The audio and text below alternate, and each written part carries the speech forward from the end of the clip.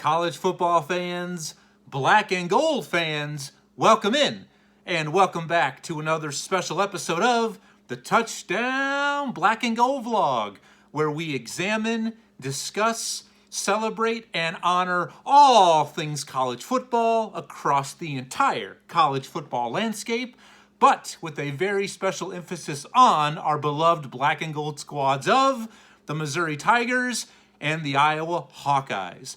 Welcome back, guys. I'm your host, Blair Parks, and this is my Week 8 preview and picks episode coming at you here on a Friday morning.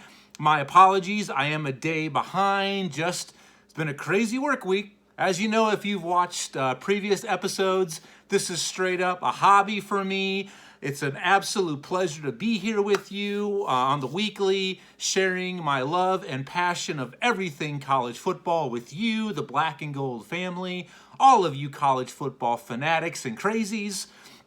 So I have a legitimate day job, so sometimes this has to be pushed, but you, first and foremost, are the priority, and each and every one of you who has watched, subscribed, the loyal fans and family of the vlog, each of you are my Heisman Trophy front runners at this point. So here it is, Week 8. It's coming at you next, hot off the heels of a monumental, epic, historic Week 7. You all know what happened. That we have Week 8, which I am going to go ahead and coin as the leftovers course. That's right. If you've watched previous episodes, I coined weeks 4 through 7, this year's edition of the college football 4-course meal. Week 7 was the dessert, but I'm going to give you a bonus course. We have the leftovers here in Week 8, so hopefully it lives up to it. We all know that a lot of leftovers are just as good, if not better, the second time around, and some, definitely, you make that mistake just once and try and never again. So we'll see what Week 8 brings us here. Both of our black and golds are in action this weekend, both coming off of byes. Missouri in nearby Como, it is homecoming weekend. They entertain Vanderbilt. The Commodores come to town. And Iowa, off of their bye week, they have the pleasure of traveling to the Horseshoe to battle number 2 Ohio State. So, yeah, we'll see how those games turn out. I'll do more of a preview and a pick on those here shortly for those games. Until I say more, this is my time to thank each and every one of you. The channel is trending up from every aspect. Subscriptions are up, views are up, likes, shares, comments. I definitely need some more. If you like what you hear and what you see, more than likely going to be what you hear, because what you see, well, I apologize, but I can't do anything about this monstrosity here. So we need more. So please click the subscribe button. Let me know what you think. I always encourage your participation, your thoughts, your comments. Please, I always encourage and welcome any feedback that I can get from you, the college football fan. And once again, you don't have to be a black and gold fan, because after all, nobody's perfect. And I absolutely forgive you. But this is a safe haven for all college football fans, near and far, of every conference, every level. You are all completely welcomed here. And my shows primarily are driven by you, the viewer, and your comments. Those of you who've left comments in the past, more than likely I have had the time to answer them directly, each one at a time, separately, one by one. It is my absolute pleasure. So please do what you can do to help the channel, keep the growth going, and let's spread the word. Tell your friends, your fellow fans, co-workers, fellow colleagues, students, friends, family about the Touchdown Black and Gold vlog. Really appreciate everything you do for the channel. So, what's on tap for today's episode? There are no trap games, usually during my preview and picks episodes. Every week I do give you a list of trap games, but unfortunately Admiral Akbar is still off gallivanting in the universe. I have no idea where he is, hanging out with the fellow squiddies, doing what squids do, things that I probably shouldn't discuss here on the channel. So no trap games. All I've got coming your way is previews and picks.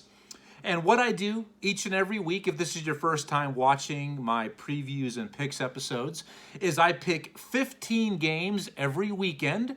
Most of them are going to be the on-radar games, the big matchups that you know are on tap, but I also pick a few off-the-radar games. And within those 15 games, each and every week, I always will pick 6 specialty games.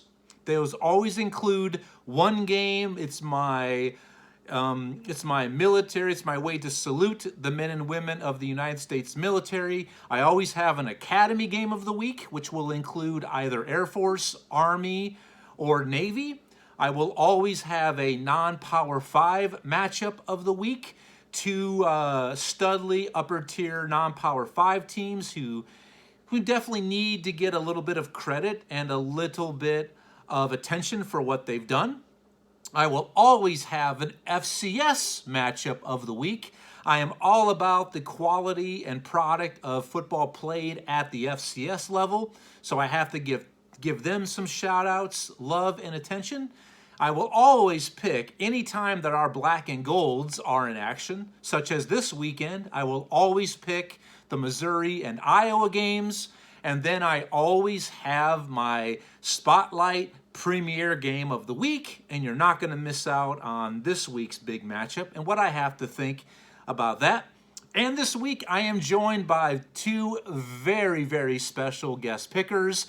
That's right, we are right now currently in the midst of having the 2nd annual Touchdown Black and Gold Vlog guest picker tournament.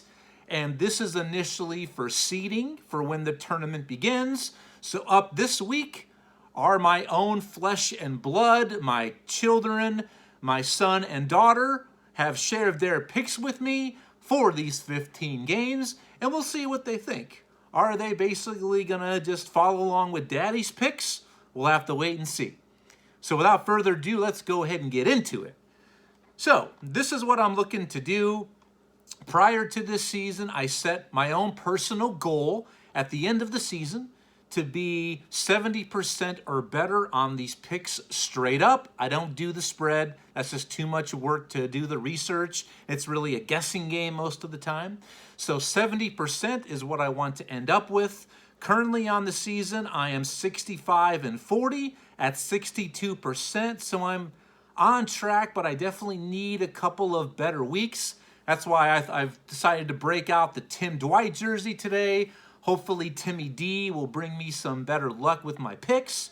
Last week I did go 9-6 overall, so a winning week, but I definitely need to bump up the winning side numbers a little bit more. So that's where I am as of right now. Last week my guest pickers were Caleb and Amy, the 2 times the pleasure with a couple. Caleb and Amy went 8-7 last week, so congratulations, and I thank them for their involvement in the Touchdown Black and Gold vlog, that episode.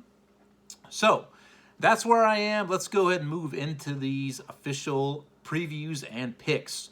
So my first game on the docket today, huge game, huge tilt in the ACC. Number 14, Syracuse. That's right, the Orange sit there undefeated and ranked, first 6-0 start since 1987. They take their talents on the road to number 5, Clemson. What a matchup this is going to be. A matchup really of undefeateds that, come on, all of us saw this coming, right? Absolutely we did. No, we did not.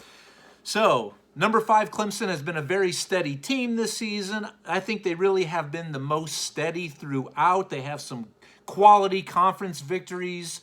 They've been pushed a little bit, but haven't really been taken down to a game late in the 4th quarter like some of the other upper echelon teams. Will Syracuse be that test? If this game, and this is really a huge location where it's at, being at Clemson, a place where the Tigers, quite frankly, just don't lose. is going to make a big difference. If it was inside the dome, previously the Carrier Dome, I don't know what the hell the dome in Syracuse is called now. It'll always be the Carrier Dome to me. So that's going to be a huge role in how I saw this game playing out. And let's see if DJU, quarterback DJ Uiagalelei, there at Clemson, can keep performing at a high level. And maybe the magical run of Syracuse can continue. So let's see what my kids think first of all. It came down to mascots on this one, guys. I mean, both teams, they do don the orange. That's a very popular color here in the household. But when it comes down to an orange or basically Tigers, my kids are always going to take something that has 4 legs. So my kids are taking Clemson in this matchup. Me, once again, it comes down to the locale of the game. It's in Clemson, in the Valley. I've got to go with number 5, the Clemson Tigers at home. Basically, I expect it to be a really good game, but I think in the fourth quarter, Clemson will just flex like Arnold Schwarzenegger of old and pull away and provide the orange with their first loss of the season. So I'm also taking Clemson.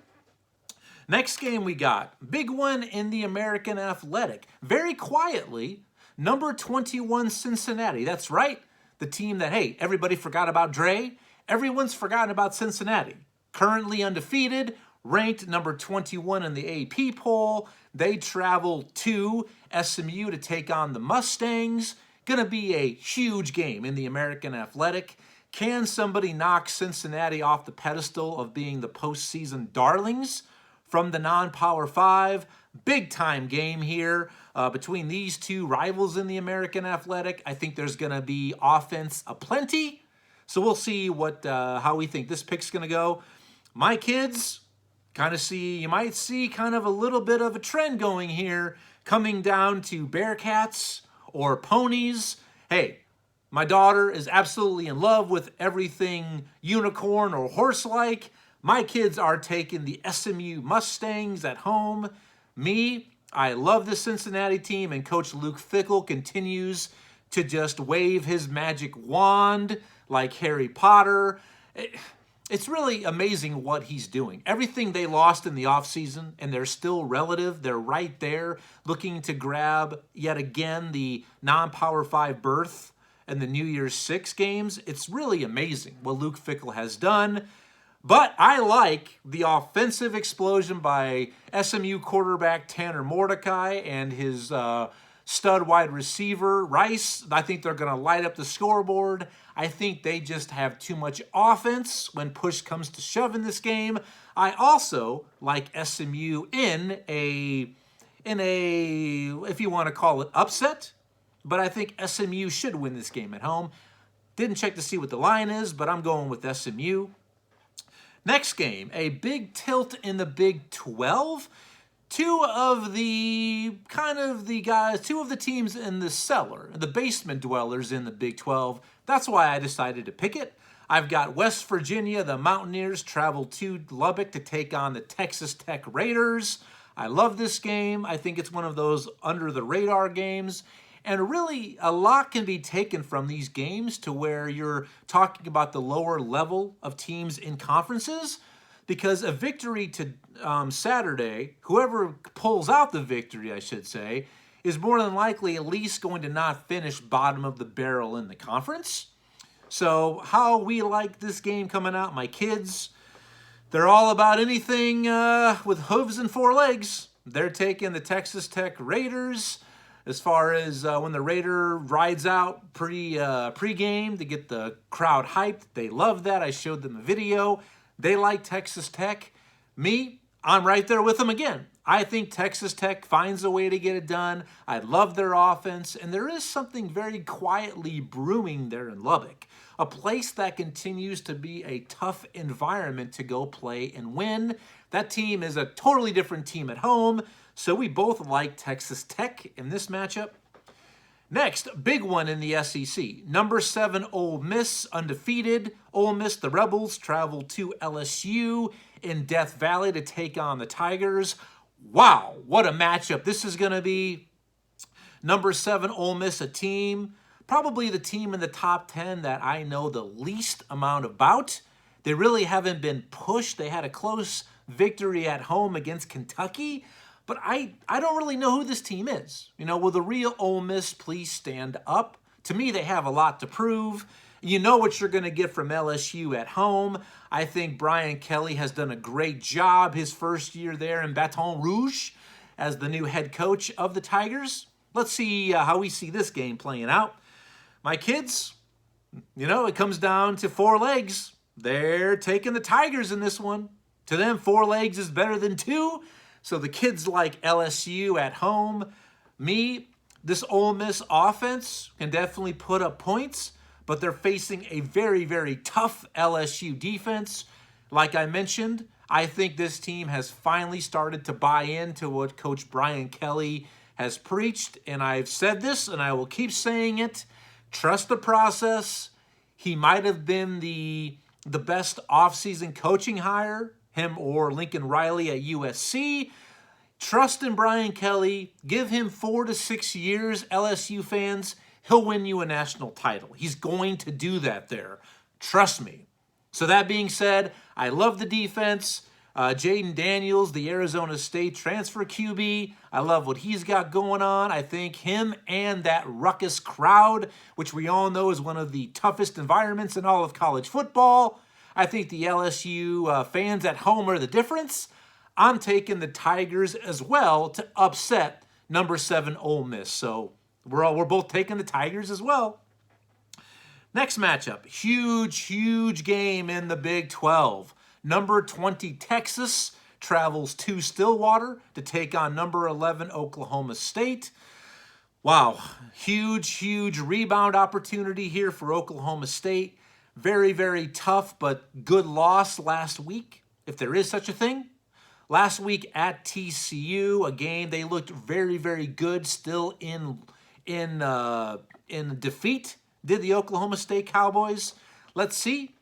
When it comes down to it, mascots, once again, the kids think, hey, what's greater, a Longhorn or a cowboy? When a cowboy can ride a Longhorn or a cow, potentially. Before you think I'm crazy, just refer and watch Blazing Saddles. What does Mongo, Alex Karras, formerly of Iowa, defensive lineman, what does he ride into Rock Ridge on? He's on a Longhorn. It happens, guys. Come on. So the kids, they're taking the Oklahoma State Cowboys. Me, this was one of the toughest picks I had to make. All right, this is a tough matchup. I love the moxie and swagger of Texas quarterback Quinn Ewers. He's healthy. He's back playing for the Horns. Definitely a different, better team when he's on the field as the general. He's only going to get better, this young lad. I love their offense. Oklahoma State, I think they're such a balanced team. And hopefully they don't let one loss become 2, because that was a very tough, hard-fought loss at TCU last week. Spencer Sanders has, I think, turned the corner. He's proven to be a lot more consistent and trustworthy to me. I like their defense. It's in Stillwater. That being said, I'm going to go ahead and just sway towards taking Oklahoma State. We're both taking the Pokes in this matchup. Next, big-time underrated game in the Big Ten. That's right, Minnesota, the Golden Gophers, they're rowing their boat to Happy Valley to take on number 16 Penn State. This is a huge bounce-back opportunity for both of these games. Last week, both of these teams are coming off very depressing losses in big-time situations. Minnesota lost at Illinois, so now out of the wild, wacky West, the 2 teams that lead the race in that division are Illinois and Purdue, which, yeah, all of us saw coming, right? In the offseason? Of course we did. So, tough loss for Minnesota. Actually, they've lost 2 consecutive games at Illinois and at home a couple weeks before that to Purdue. Penn State, last week they had a huge matchup in Ann Arbor, a top 10 matchup against the Wolverines. They got themselves completely housed at the Big House. Not a good look there for James Franklin, who continues to not be able to win the big game. So hopefully they can bounce back. Once again, don't let one loss become two. You've got to win this week's matchup for either one of these two teams to at least give yourself a chance to stay in your division races. Let's see what the kids think about this. They love Goldie. I mean, and I've got to admit, I was the guy who picked Minnesota preseason to win the Big Ten West. Looks like that may not happen. I mean, they haven't been completely eliminated, but they've got a shot, but they've got to take care of business, and they need a little bit of help. The kids love Goldie because they know that I'm a big PJ Fleck fan. I have totally bought into his sermons. He's very preacher, and he's very preacher-like. You know, I love PJ Fleck. The kids like the upset. Whether Tanner Morgan plays or not, he left last week's game at Illinois with a head injury. He hasn't been ruled out, but the kids don't care. They're taking Goldie. They like Minnesota. Me, even if Tanner Morgan's back for Minnesota, slinging the ball all over the yard, I think it's just going to be a little too tasking for them to play, I think, a much better, talented team in Penn State, especially in front of 100,000 plus fans of Penn State's best friends. I just think it's a little bit too much. If Minnesota would have won last week, I think they would be in a better position, but I just think it's too overwhelming. I'm taking the Penn State Nittany Lions, so we have our first disagreement, the kids and I. I'm going with Penn State. Next matchup, big one in the SEC, number 24 Mississippi State. The Bulldogs travel to number 6 Alabama to take on the GOAT in Tuscaloosa, coming off that just epic instant classic loss last week in Knoxville, are the Crimson Tide. But wow, my kids, they're going for the upset. They like Mississippi State in this game. Mississippi State, they're taking the Bulldogs in honor of our four-legged friend in this household, the Milo dog. They like the Bulldogs. Me, I really like this Mississippi State team. If you watch previous episodes, I'm very high on quarterback Will Rogers. I thought he was potentially a dark horse Heisman Trophy candidate.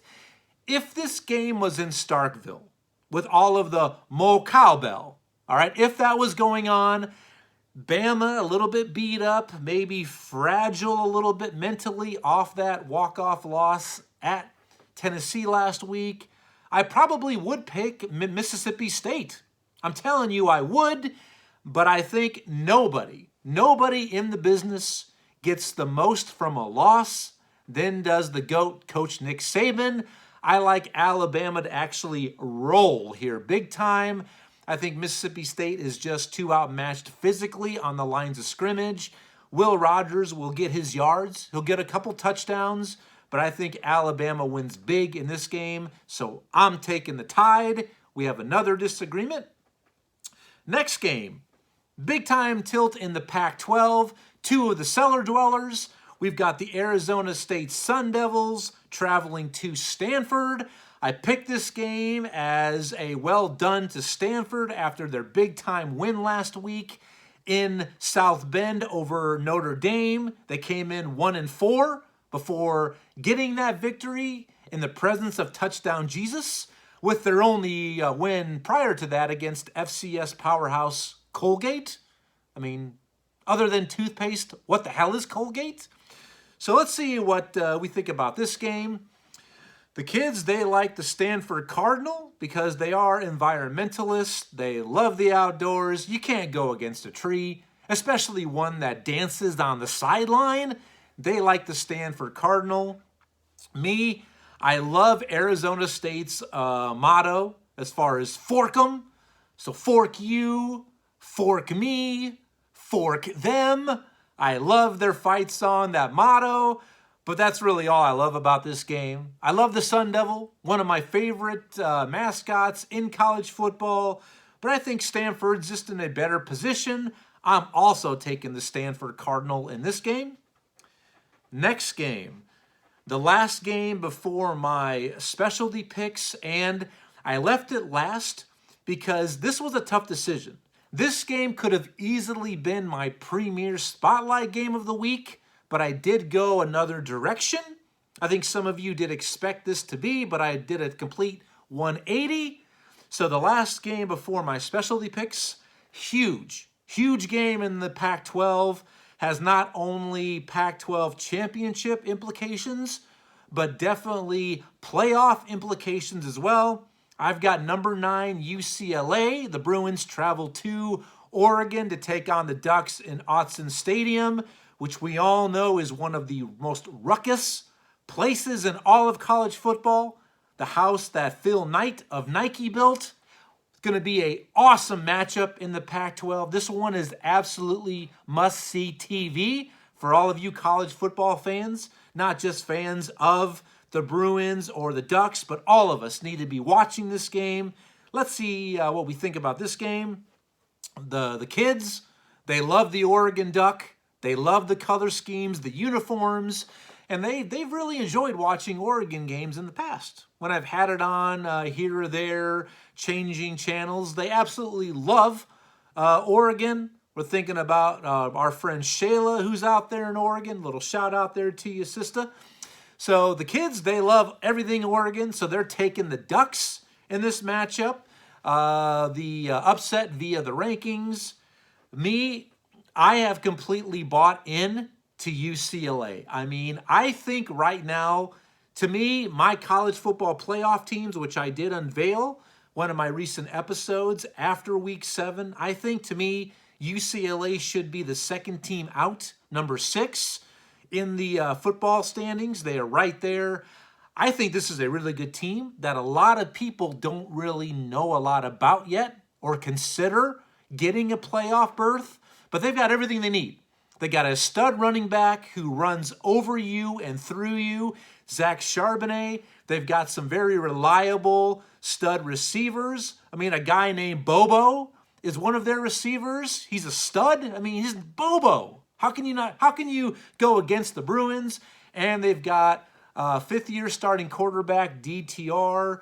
I mean, a guy who really has been in school for probably 10 years.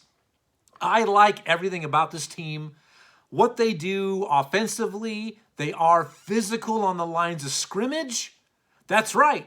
I'm taking UCLA in the upset on the road in Autzen Stadium. At that point, they will come out on top of the Pac-12 after week 8. I'm taking the Bruins in this matchup. I'm taking a risk, but I am completely bought in to the Bruins. All right. Now, guys, we move into my specialty picks of week 8. And let's go ahead and start off with my Academy game of the week. This week, I've picked Boise State. The Broncos are on the road at the Air Force Falcons. They're in Colorado Springs at elevation. I love this Air Force team, guys. And Boise State really was kind of the standard of non-Power 5 football there for a while under former coach Chris Peterson and even Brian Harsin before he went to the train wreck that is Auburn to become their head coach, which, you know, by the season's end, he will not be their head coach. I'm just saying it's going to happen. But in this game, my kids went against the grain. I was thinking, hey, you guys love everything 4 legs, especially 4 legs and hooves, but they took Air Force in this game. The kids went with the Falcons. Me, I am very high on this Air Force team. I have been all season. Unfortunately, with 2 early season losses, I think they are not going to be fighting for that New Year's Six Bowl, and I actually thought they would be the team, either them or Fresno State. I thought the winner of the Mountain West would grab the New Year's Six Bowl berth, but not going to happen. I also like Air Force at home. I love this triple option. They run it to a T. And how can I go against the fighting men and women of the United States Air Force? So we both like Air Force to get it done. Next is my non-Power 5 matchup of the week. And I had to give some well-dones, and I had to congratulate these 2 teams after pulling off big-time wins last week. Plus, it's a huge game in the Sun Belt. Georgia Southern last week, who knocked off previously undefeated and ranked James Madison. They traveled to Old Dominion to take on the Monarchs, who knocked off undefeated Coastal Carolina last week.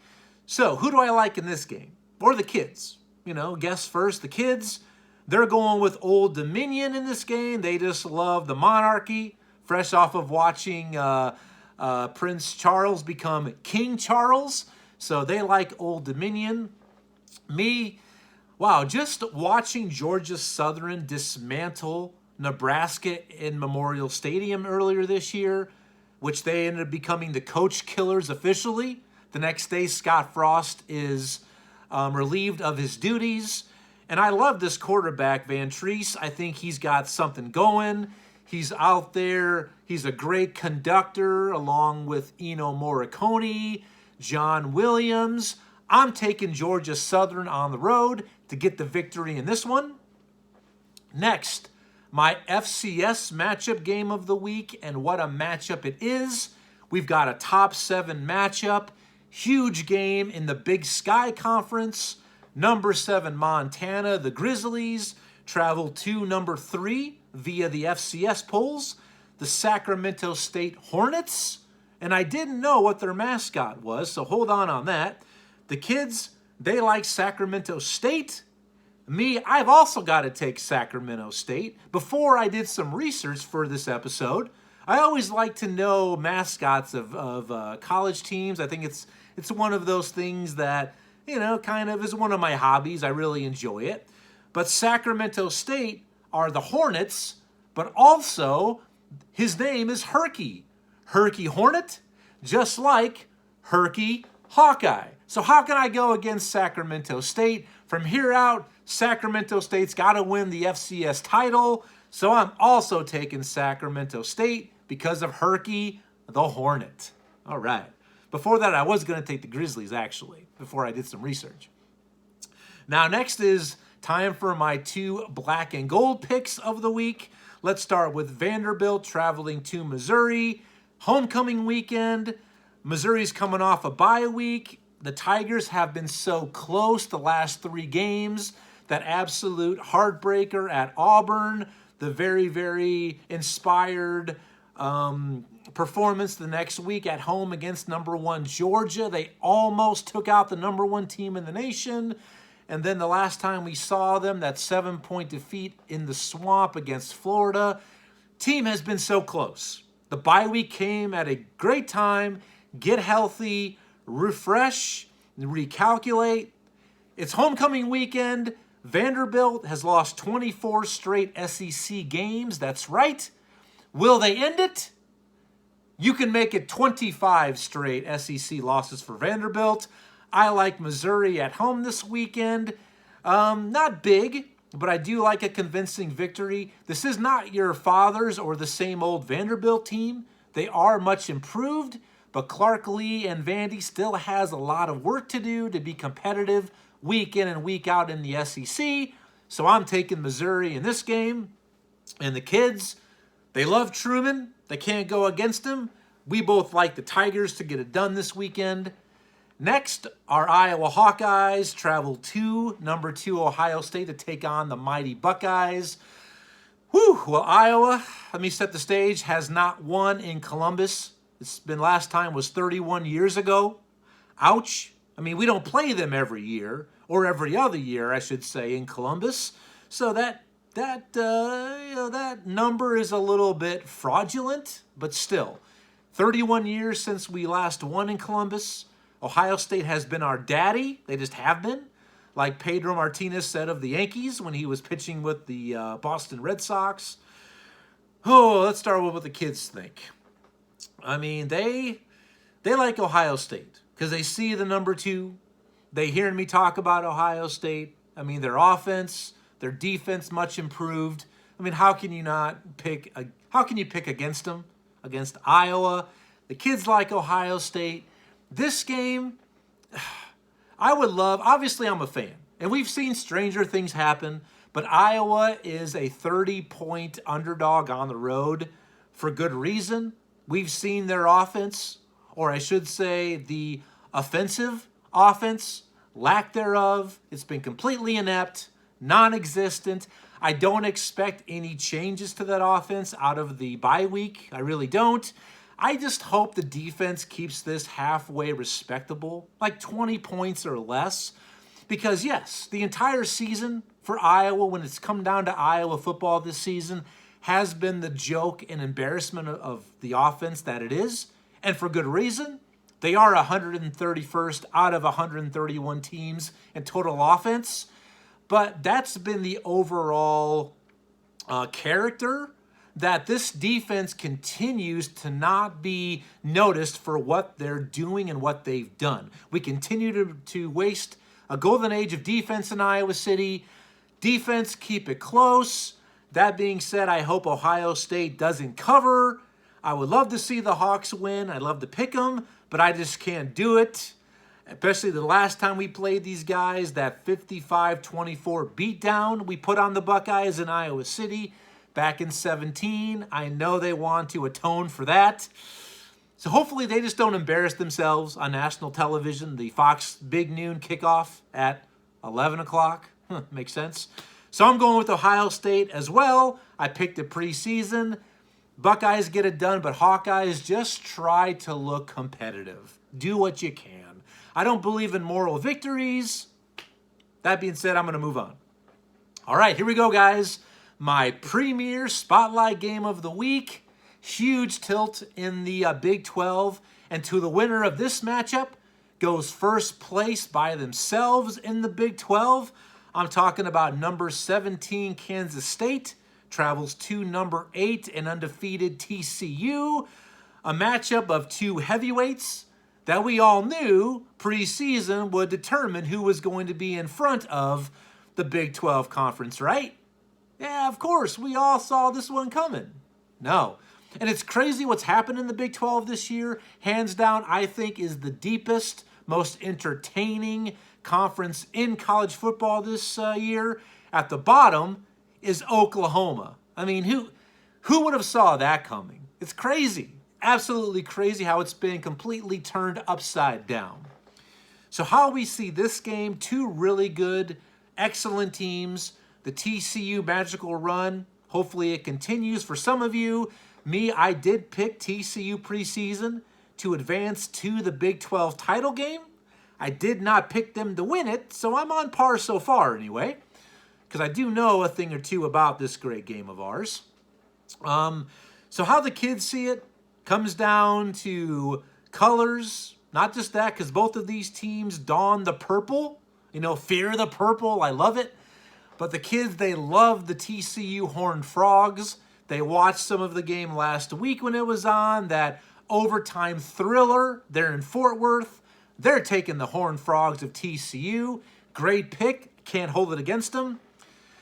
But what I just don't necessarily know yet about TCU, and I love both of these teams. I really like what Coach Kleiman, what Coach Kleiman of Kansas State has done with the resurrection project of quarterback Adrian Martinez, the artist formerly known as quarterback at Nebraska. You know, they've got this offense and this team rolling. They're physical. I love what the Wildcats have done this season. TCU, the Cinderella run continues under first-year coach Sonny Dykes. I love TCU's offense. I mean, unquestioned, they can put up points, but I just don't know about the physicality of their defense. I'm not quite 100% bought into this team yet. My college football playoff rankings, I have them as the first team out in the 5-hole coming into this week. And I just think Kansas State will have something for them. I think you know what you're going to get. Quarterback option, QB read, RPO, let Adrian Martinez do what he does. I think the physicality of Kansas State is what will win the day. I think that is how they will control the pace of the game. They will, at that point, cause TCU to have at least 1, 2, or 3 less possessions.